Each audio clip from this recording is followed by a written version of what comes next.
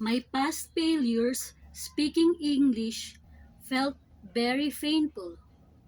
Nobody wants bad pronunciation. I can verify that. In fact, persistent pronunciation problems are very, very bad. They feel very disturbing. Perhaps that's why I feel fantastic now.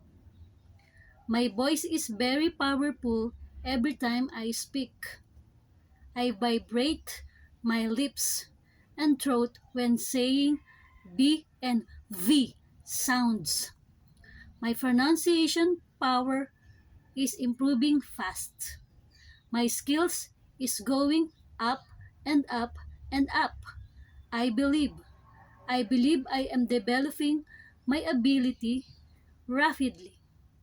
I believe the past is over.